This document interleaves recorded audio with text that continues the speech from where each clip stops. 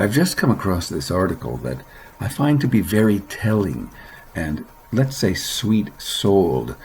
It's revealing about our ancestors and how grounded they were, how in tune they were and spiritual with the earth and all of the creatures of the earth. Oh, sure, we ate meat, as we do today, but we also lived with animals. You know, in the, let's say, olden days, in the old country, people would have the animals in their houses, or they'd be very close to them, in part just for warmth. They didn't have the heating systems we had today. But they'd always have cats, dogs, and sheep, and maybe a goat or a cow.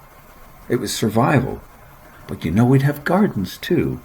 We weren't so detached and removed from nature, so isolated in our little cubicles, our high-rises. That's so unnatural. What we're living now is unnatural. We have to buy grounding pads and plug them into the outlet to touch the ground. Our ancestors wouldn't have dreamt of the future that their offspring would have to bear. We've let rulers overrule. We've let opportunists take every opportunity. We believe everyone else is just as trusting and forthright, honest as we are. We are a peaceful and trusting and giving people, but we've given too much. We've laid down, become a doormat for everyone who will take advantage to walk all over us. And they have. So much so that even the most simple things our ancestors would not have dreamt could be taken from our lives have been taken from our lives. We're so far removed from nature, from the earth, from the air, from clean water, from clean thoughts.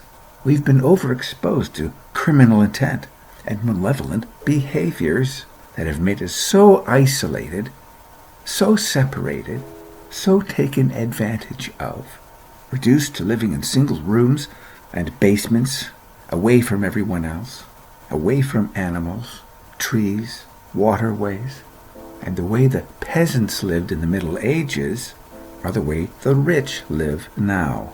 If only we could have seen into the future, step by step, what giving away our power and our rights would have eventually done to us.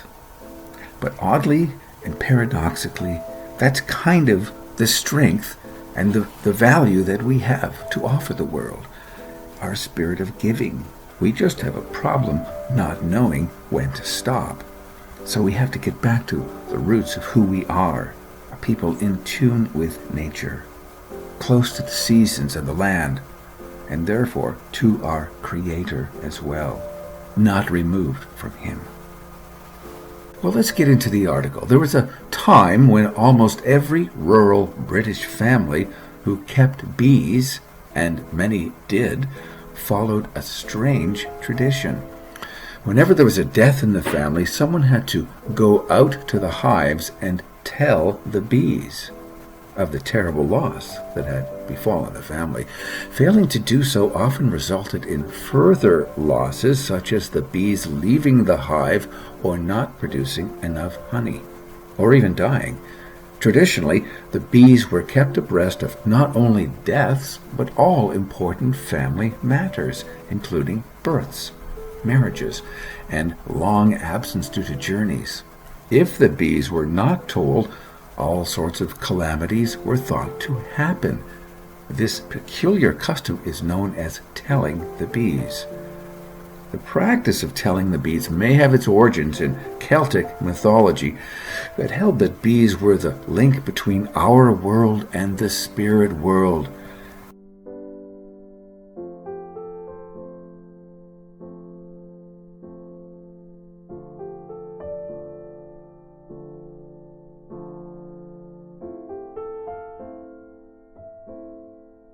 And isn't it interesting how the wicked powers that be have been trying to wipe out the bee population for several years with the GMOs and the pesticides and everything. The bees gather the pollen and they become afflicted and infected with these death chemicals.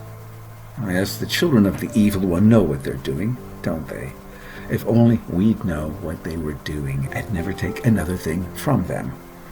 carrying on. So if you had any message that you wished to pass to someone who was dead, all you had to do was tell the bees, and they would pass along the message in this mythology.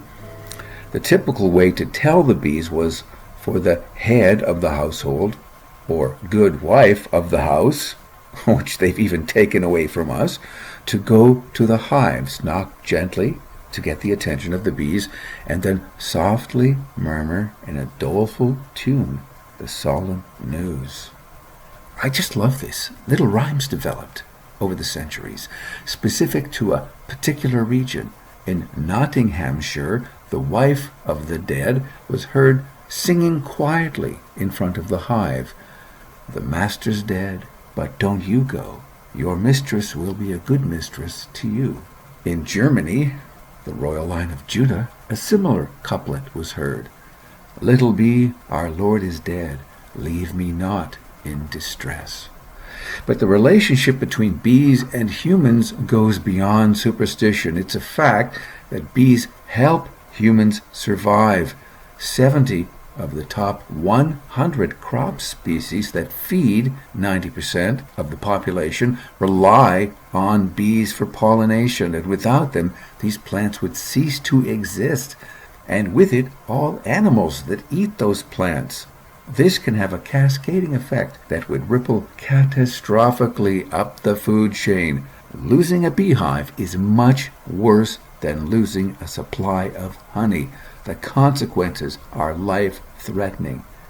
The act of telling the bees emphasizes this deep connection that humans and, let's say, Adamites share with the insect. And hey, if you have a house, any property at all, let some of it go to wild flowers. Don't cut everything down like it's a golf course. Let these bees, let these butterflies, these small insects, have the plants, have the flowers, and let's get back to our roots as well. All for now.